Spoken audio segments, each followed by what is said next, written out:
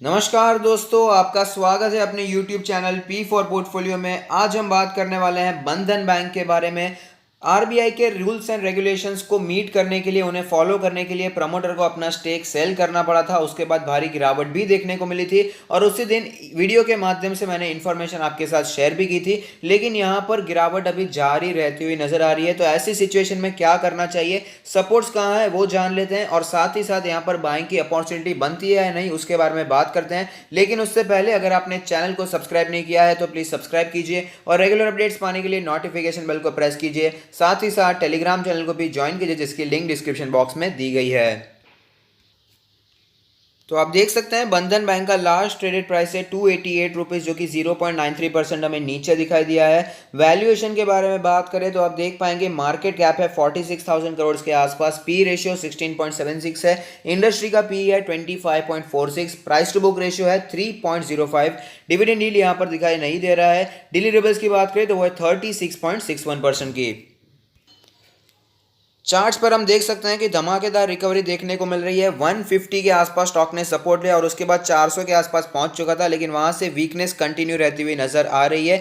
288 के पास already stock आ चुका है। अब देख पाएंगे कि सारे मूविंग एवरेज के नीचे फिलहाल ट्रेड करता हुआ नजर आ रहा है। मनी फ्लो इंडेक्स का नंबर है जो 24.37, यहाँ पर हमें वीकनेस साफ साफ नजर आती है। 24 यानी कि 30 के नीचे है, ओवरसोल्ड कैटेगरी में ऑलरेडी एंटर कर चुका है। अगर ये 20 के भी नीचे चला जाता है तो हाईली ओवरसोल्ड कैटेगरी भी हमें नजर आ सकती है। अगर बात करें यहाँ पर आरएसआई के बारे में तो आरएसआई का नंबर है 35.38। अब देख पाएंगे यहाँ पर भी कंटिन्यूसली हमें वीकनेस दिखाई दे रही है। एमएससीडी के बारे में भी बात कर लेते हैं तो आप देख पाएंगे एमएससीडी में भी ऑफकोर्स हमें यहाँ पर बियरिश क्रॉसओवर ही देखने को मिल रहा है। काफी ज्यादा लंबा बियरिश क्रॉसओवर यहाँ पर बनता हुआ नजर आ रहा है। बात कर लेते हैं बॉलिंजर बैंड के बारे में तो आप देख पाएंगे कंटिन्यूसली स्टॉक अपने बॉलिंजर बैंड के लोअर बैंड के आसपास ही ट्रेड कर रहा है। काफ़ी दिन से ये तो अपने मीडियन के आसपास जाने की कोशिश करता है, वहां पर भी पहुंच नहीं पा रहा है और लोअर बैंड के आसपास ही ट्रेड करता है। लोअर बैंड का लेवल है 278 के आसपास का लेवल, मीडियन है 322 के आसपास का लेवल, अपर बैंड की बात करें तो वो है 366 के आसपास का लेवल।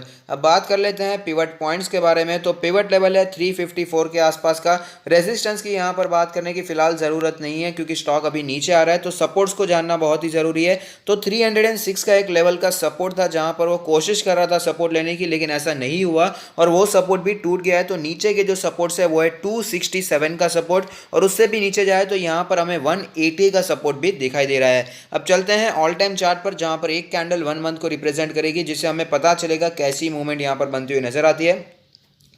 तो आप देख पाएंगे ज़्यादा पुरानी लिस्टिंग नहीं है। लिस्टिंग के बाद थोड़ी सी तेज़ी देखने को मिली, लेकिन वो तेज़ी तुरंत ही गायब हो गई थी। वापस हमें गिरावट देखने को मिली और एक ही जोन है जो कि है 400 से 600 का जोन। एक साल तक इसी जोन में वो ट्रेड करने की कोशिश कर रहा था, लेकिन ये जोन भी टूट गया जब हमें मार्केट में भयंकर गिरावट देखने को मिली थी। और आप देख सकते हैं वापस स्टॉक हमें नीचे आता हुआ नजर आ रहा है। अगर बात करें यहाँ पर पोजीशंस के बारे में तो अगर आप बहुत ही ज़्यादा डीप लॉस में चल रहे हैं तो मेरा मानना है कि वैसे बैंक में कोई प्रॉब्लम नहीं है, यहाँ पर गिरावट तो हो चुकी है तो आप होल्ड कर सकते हैं इसे लॉन्ग टर्म के लिए।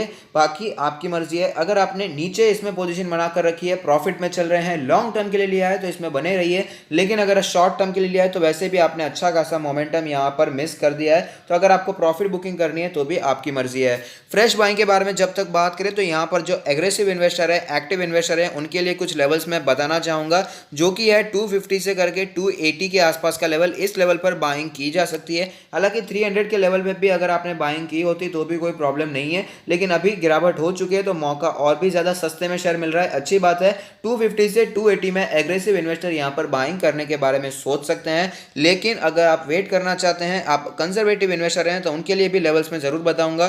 200 के आसपास स्टॉक ने पहले सपोर्ट लिया था और उसके बाद ही हमें तेजी दिखाई थी। तो यहां पर आप 180 से 200 के आसपास के लेवल पर बाइंग करने के बारे में सोच सकते हैं, जो कि फिलहाल वेट करना चाहते हैं। अच्छा बैंक है, यहाँ पर आप बने रह सकते हैं। ज्यादा लॉस है तो यहाँ पर लॉस बुक करने की जरूरत मुझे दिखाई नहीं देती है। और अगर आप अपना पोर्टफोलियो हमसे रिव्यू करवाना चाहते हैं तो उसका प्रोसीजर भी नीचे डिस्क्रिप्शन बॉक्स में दे दिया है। तो अगर आपको ये वीडियो पसंद आता है तो लाइक कीजिए, शेयर कीजिए, कमेंट कीजिए, सब्सक्राइब कीजिए और मुझे मोटिवेट कीजिए। Thank you. Stay happy, happy investing.